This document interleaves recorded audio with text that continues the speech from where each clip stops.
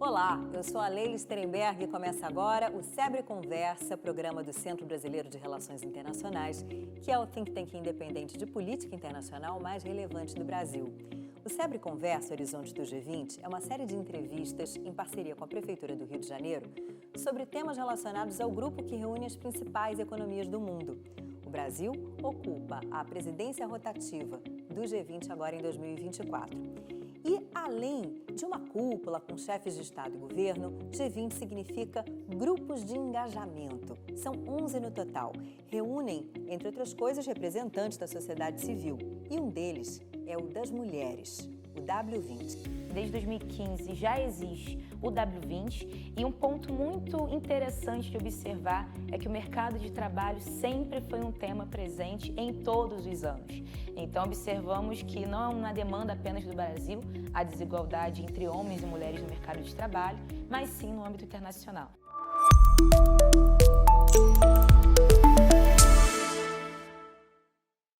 Eu converso aqui no Palácio da Cidade, que pertence à Prefeitura do Rio, com a Joyce Trindade. Ela é secretária municipal de Políticas e Promoção da Mulher. Secretária, obrigada por tirar um tempinho da sua agenda para gravar comigo. Obrigada a você pelo convite. Espero que a gente possa ter um bom diálogo, mas principalmente para tirar dúvidas da população e assim a gente conseguir avançar, né?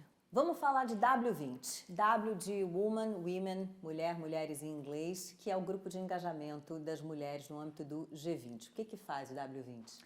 O W20 justamente tem o propósito de debater gênero no âmbito internacional e econômico. Como a gente consegue avançar e construir mecanismos, colaborativos para assim as mulheres conseguirem avançar no mercado de trabalho, na questão climática, na saúde, na cooperação internacional, no meio ambiente e assim por diante. Então é muito importante falar sobre o W20, porque é o lugar da gente justamente construir o futuro que queremos para as mulheres, entendendo que nós mulheres somos a maioria da sociedade mundial. Então é fundamental ter esse espaço de grupos de engajamento, onde tanto sociedade civil, mas também governos e outras instâncias estão lá consolidando e construindo expectativas e propostas que queremos formular aí para os próximos anos das nossas gerações. E aí, na prática, como é que é? Tem reuniões preparatórias já com pessoas representantes de já está meio acontecendo, países? né? Já está um pouco nesse processo de acontecer. Então, temos alguns encontros já, principalmente virtuais nesse momento, para conseguir construir como que vai ser o próximo ano de debate. Os temas centrais, quais são as pautas que queremos dar relevância e como que a sociedade também vai participar dessa questão. Para além disso, no ano que vem, teremos 2 grandes encontros centrais. Um é o encontro ministerial, ou seja, com as nossas ministras de mulheres no âmbito internacional, e o 2 é o momento também dos grupos de engajamento, ou seja, sociedade civil se organizando. E esse encontro vai acontecer no Rio, já de forma confirmada. Estamos muito ansiosos, inclusive será em outubro, então já quero deixar aí o gostinho de quero mais, para todo mundo já estar interessado em participar desse debate. E aí, quando a gente fala de sociedade civil, tem representantes municipais, de cidades como você, tem ONGs, o que tem? Tem principalmente ONGs, que são justamente essas mulheres representantes diferentes frentes de temas, mas também de articulações sociais, que trazem principalmente o debate de gênero como recorte central, mas também traz muito debate, por exemplo, sobre raça e sobre meio ambiente. Então, são temas que estão muito sendo colocados e debatidos. É claro que, por exemplo, também o ONU Mulheres faz muito parte desse debate, então a questão econômica é realmente muito levantada e pontuada nessa questão. E eu acho que é muito legal também de trazer, que desde 2015 já existe o W20 e um ponto muito interessante de observar é que o mercado de trabalho sempre foi um tema presente em todos os anos. Então, observamos que não é uma demanda apenas do Brasil a desigualdade entre homens e mulheres no mercado de trabalho, mas sim no âmbito internacional. Então, o G20, junto com a sociedade civil, tem muito esse propósito, de trazer soluções concretas que queremos, especialmente para o mercado de trabalho, e assim, finalmente, a gente alcançar a igualdade de gênero em todos os lugares. Vou compartilhar aqui com quem está acompanhando essa entrevista que a gente esteve junto no Japão em 2022, num evento organizado pelo governo japonês para tratar da equidade de gênero. Um país tão desenvolvido em que esse é um desafio a ser superado, ampliar o espaço da mulher na sociedade. E eu fico me perguntando em relação à heterogeneidade que existe nos países do G20. A realidade da mulher na Arábia Saudita, por exemplo, é muito diferente daquela de determinados países europeus. E aí como é que faz? Essas diferenças, elas comprometem, dificultam ou enriquecem o debate? Enriquecem muito, porque falar de gênero, falar de mulheres, é falar um contexto internacional. Porque sabemos que o desafio da violência contra a mulher no âmbito internacional, mas também os desafios da igualdade de gênero no mercado de trabalho, ainda é incomum em todos os países do mundo. É claro que vai se manifestar de formas diferentes, dependendo da sua cultura, das suas relações e assim por diante. Mas os desafios, nessa questão do debate de gênero, da violência contra a mulher, ainda é muito profundo em todo o âmbito internacional. Então, óbvio que cada continente vai manifestar os seus desafios de formas diferentes, entretanto, ainda temos um ponto-chave, que é ser mulher. E ser uma mulher cidadã no âmbito internacional ainda não é uma tarefa fácil, mas que possamos criar formas colaborativas para assim avançar. E é essa expectativa que temos no W20, porque nossas dores se encontram, mas eu tenho certeza também que as nossas potências vão se achar. Violência contra a mulher, violência doméstica, é impressionante que é algo recorrente, independentemente do CEP. Exatamente, ainda é algo recorrente, ainda é algo diário, na verdade é a cada hora, Então, quando a gente fala, por exemplo, do Rio de Janeiro, a cada uma hora uma mulher é vítima de violência contra a mulher.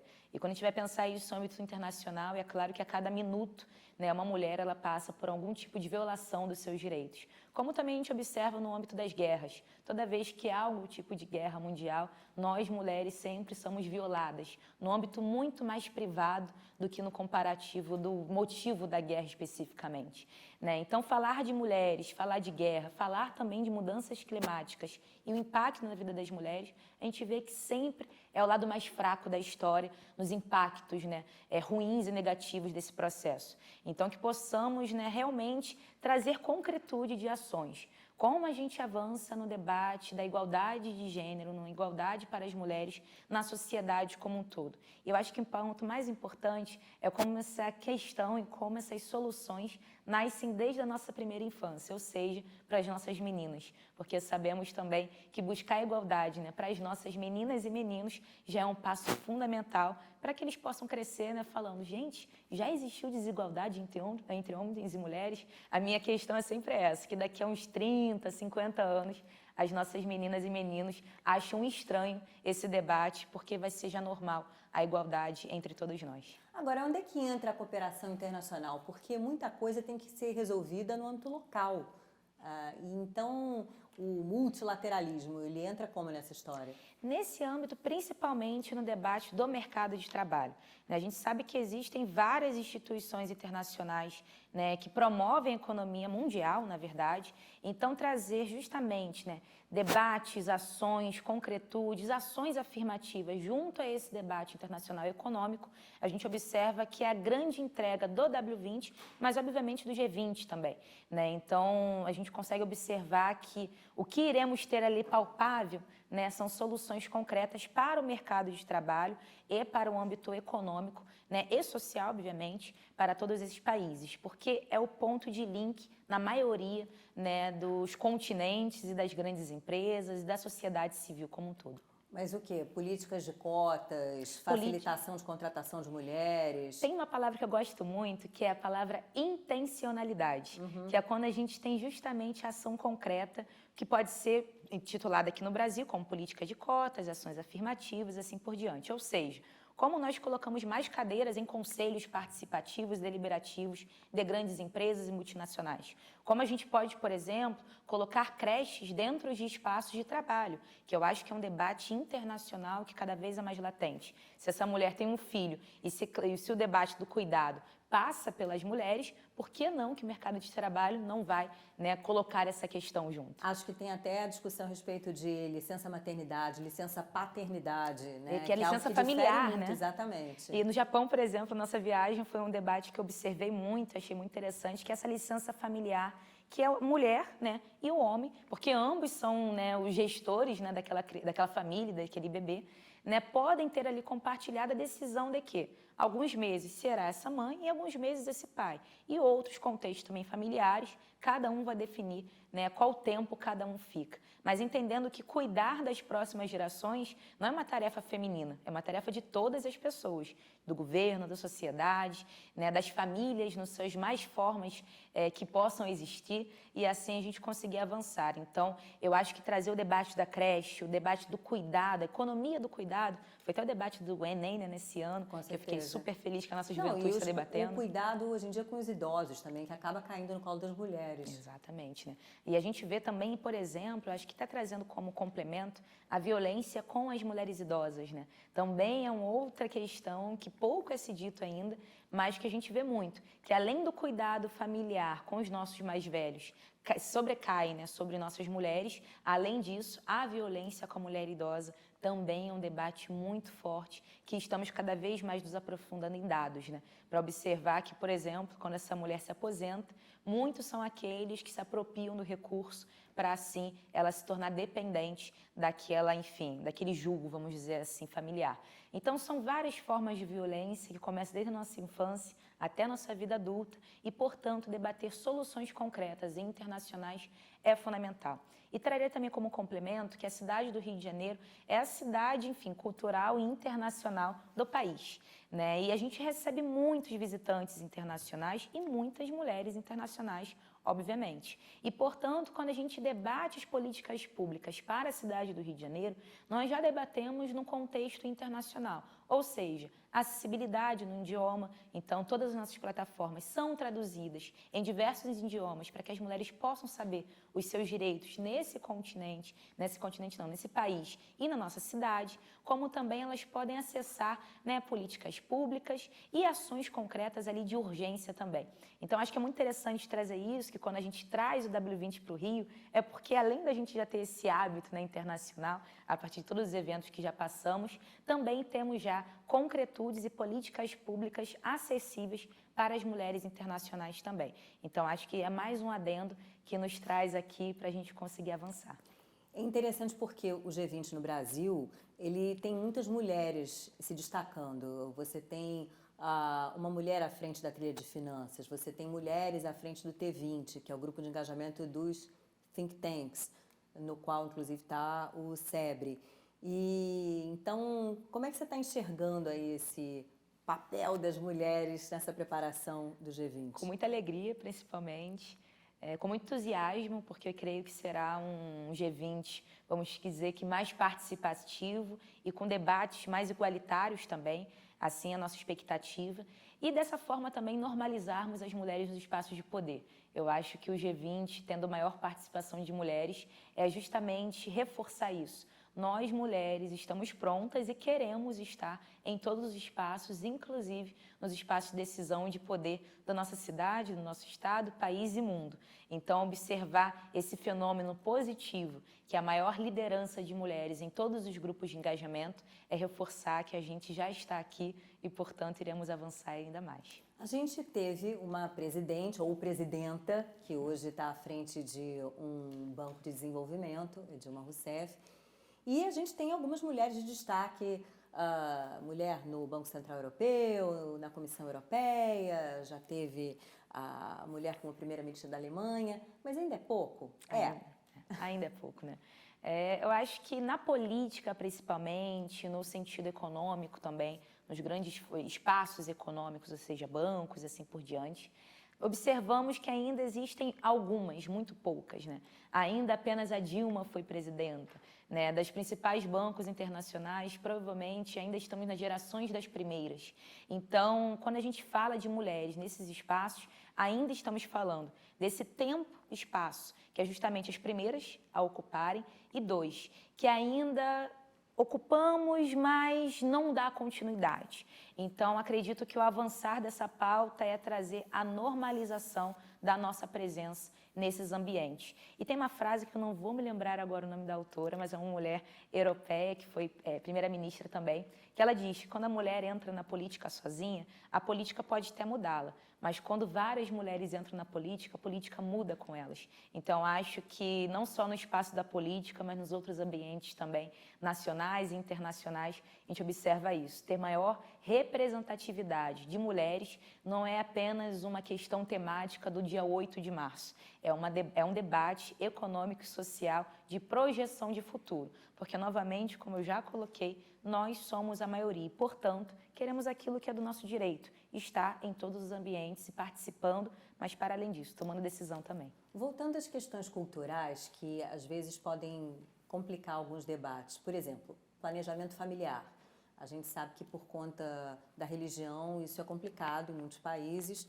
E gravidez da adolescência é algo que está todo mundo farto de saber que atrapalha a educação da mulher, a entrada no mercado de trabalho, tem uma série de consequências, é um problema sério no Brasil e em outros países também. Então, isso, por exemplo, é tratado? É tratado não só apenas no G20, mas eu acho que no dia a dia das principais lideranças que estão no W20.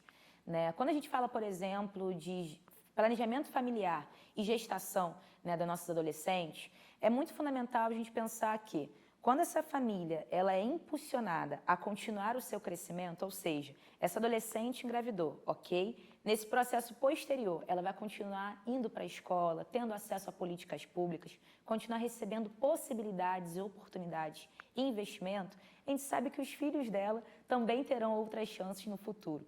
Né? Então, tem uma frase que eu sempre uso muito, que quando a gente investe na vida de uma mulher, a gente investe nas próximas gerações. Né? Isso é concreto, literalmente, no âmbito econômico também. Então, esses são debates que vão permear nossas questões, as nossas reflexões, as nossas ações e concretudes que queremos levantar, porque planejamento familiar ainda é um debate que também recai muito sobre nós mulheres. Então, trazer alusão a isso e trazer os impactos econômicos que isso ainda tem no nosso dia a dia, né? A falta de desenvolvimento econômico que temos por não investirmos em mulheres mães, por exemplo, e chefes de família, é com certeza uma das linhas que queremos avançar e trazer para o debate, principalmente no mercado de trabalho, né, e consequências econômicas em um país. Quanto às políticas públicas que a cidade do Rio implementa para as mulheres, o que você acha que pode ser compartilhado e pode virar modelo aí para outros países? Muito bom. Eu tenho muita alegria de dizer, né, que a gente aqui na cidade do Rio de Janeiro somos a maior secretaria municipal de mulheres do país atualmente, tendo orçamento parecido, um pouquinho maior, na verdade, que o Ministério da Mulher. Isso para a gente é de uma grande alegria, porque conseguimos investir de forma muito assertiva em políticas públicas circulares, ou seja, desde a mulher que é vítima de violência doméstico-familiar e outras formas também, até no investimento, né, para que as mulheres possam participar de mais espaços de decisão. Então, são lugares que um alimenta o outro, para assim a gente conseguir avançar.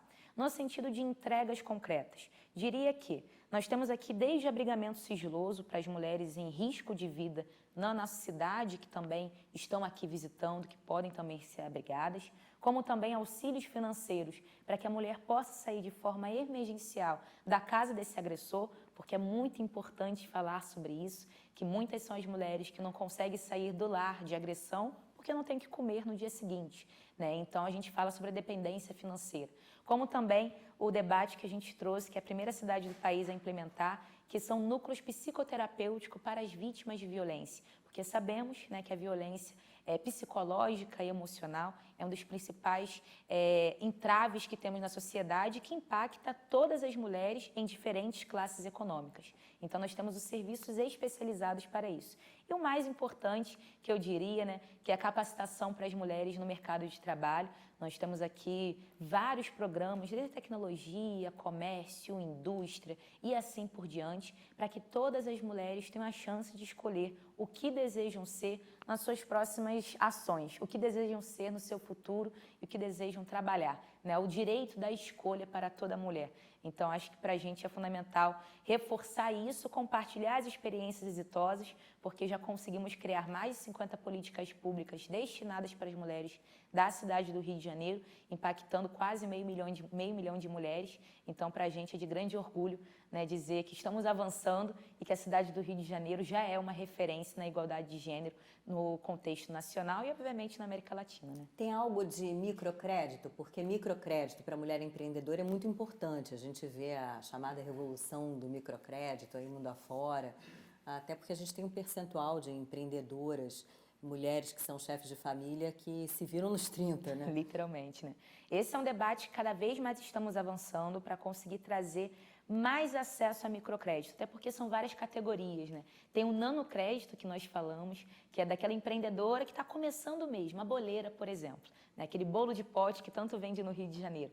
Então, esse a gente dá o título de nanocrédito, como também o microcrédito e outros exemplos mais. Sabemos que as mulheres são as maiores empreendedoras do Brasil, porém a taxa de sucesso, infelizmente, ainda é menor do que em comparação com homens. Claro que o sucesso é muito relativo nessa palavra, mas no sentido de que percebemos que falta investimento para que elas possam avançar outros níveis dos seus negócios e assim conseguir mais recursos e, consequentemente, serem futuras empregadoras também. Então, temos esse desafio do acesso ao crédito. Na cidade do Rio de Janeiro, nós temos algumas parcerias com instituições, literalmente da sociedade civil e do mercado privado também, para que essas instituições possam ser justamente a que investem diretamente com esse nano e microcrédito. Por exemplo, o programa do Mulheres do Brasil, né, para a instituição Magalu, que é patrocinada pela Luísa Trajano, e outras instituições também, né, sociais, que também fazem parte desse movimento. Ou seja, nós investimos na qualificação, na capacitação e trazemos essa parceria com outras instituições privadas e sociais para conseguirem ter acesso ao nanocrédito, nano e microcrédito. Mas tenho certeza que iremos avançar para conseguir, quem sabe, algum dia, vou deixar aqui a deixa, né, criar um banco de mulheres, enfim, e assim ter mais acesso para tantas outras mais chefas de famílias e outras empreendedoras e futuras empresárias também. Você chegou a acompanhar o trabalho do W20 na presidência indiana do G20?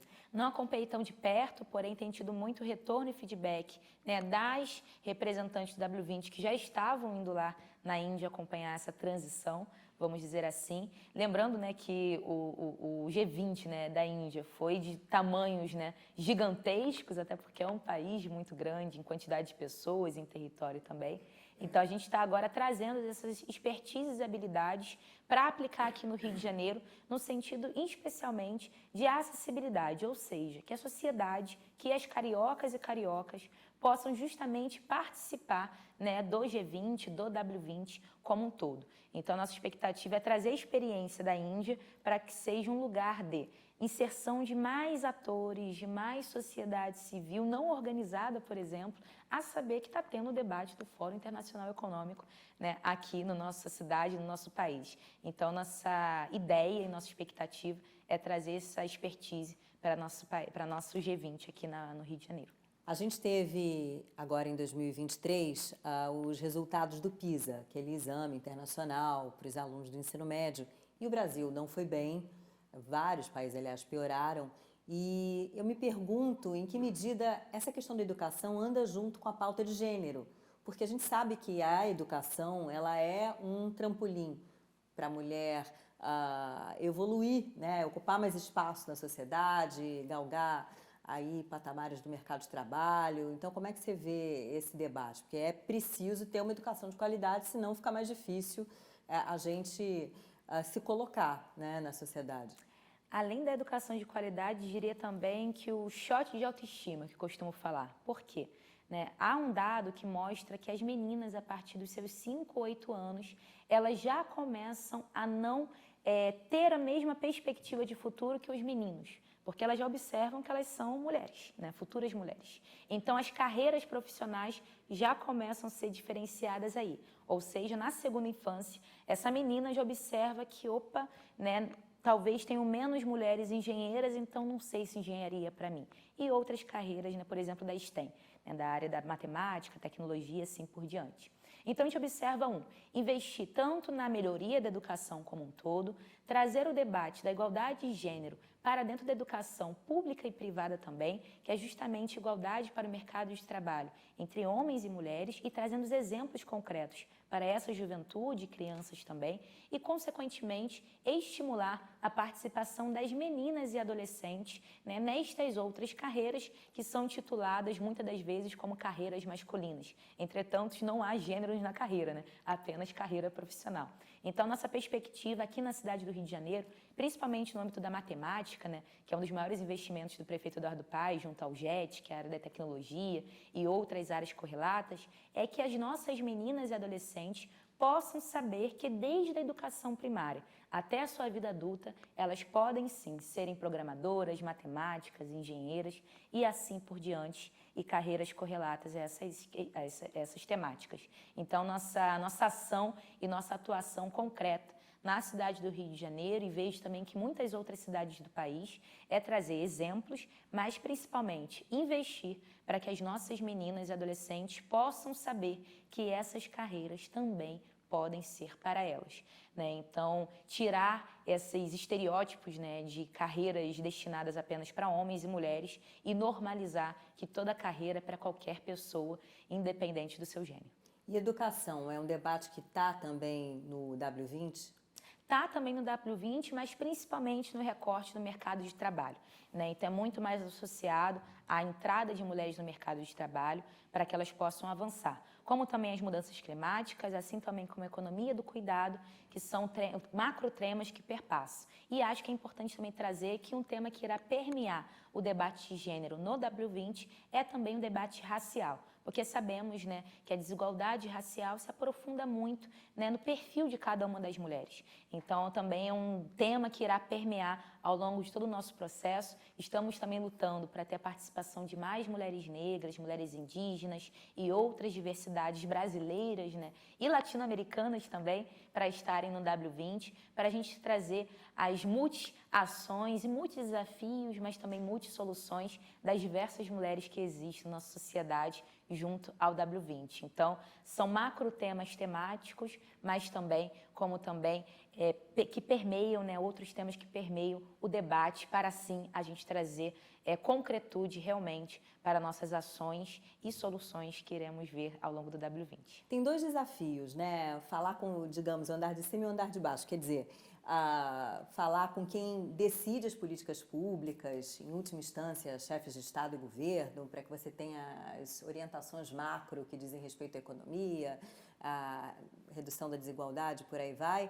Mas tem também a questão da capilaridade, né? Que você não ficar fazendo uma conversa dentro de uma sala bacana como essa aqui, mas você tem que chegar à sociedade, né? Ouvir as demandas que vêm das nossas mulheres, de todas as partes do Brasil e de outras partes do mundo, obviamente, já que a gente está falando de um foro internacional. Tem uma coisa que eu sempre gosto de falar, né? Que tolo é o gestor público e político que acha que sabe todas as soluções existentes. Por que não sabemos, né? Primeiro, porque a sociedade é um organismo vivo, ou seja, todo dia vai ter alguma questão diferente, um debate diferente, uma solução diferente. Então, trazer o G20 ou W20 para permear a base popular, a população, as pessoas debatendo sobre isso, é a maior estratégia que podemos ter, porque das nossas cabeças não sairão todas as respostas, mas com as pessoas a gente sabe que é muito mais fácil, talvez não mais fácil, mas muito mais assertivo, né? Porque eu acho que criar ambientes propícios, né? Por exemplo, uma das questões que a gente quer levar é um W20 prévio nas casas da mulher carioca, para que as nossas cariocas saibam o que está acontecendo e já tragam algumas propostas para depois a gente levar para os grupos de engajamento e para os grupos ministeriais. Então, como nós podemos criar ambientes propícios com debates específicos, né? Acesso a linguagens também realmente ali de forma muito concreta para nossas mulheres e assim elas conseguirem se sentir parte. E além de se sentir parte, que as suas ações, que as suas soluções também cheguem, né? Porque eu acho que a grande tarefa de um gestor público, de uma liderança, né, nacional, internacional, é justamente ser o tradutor de dores e soluções que existem na base social, né? A gente traduz aquilo que as pessoas estão falando em política pública, por exemplo, e em outras formas também. Então, tenho muito orgulho de dizer que no W20, pelo menos, iremos ter sim, né, alguns encontros com as mulheres do Rio de Janeiro e outras visitantes que estarão aqui, né, desde o subúrbio carioca a becos e vielas, para assim elas saberem o que está sendo debatido e dessa forma a gente conseguir trazer essas diferentes vozes para o debate internacional, porque somos cidadãs do mundo, independente de onde moremos e onde estamos trabalhando. Somos cidadãs do mundo, sim. Muito legal. Obrigada, Joyce. Obrigada. Foi um prazer falar contigo. Muito feliz de estar aqui e vamos construir W20. É isso, muito trabalho pela frente. Muito. Obrigada. Obrigada a vocês também por acompanharem aqui a nossa conversa. Até a próxima.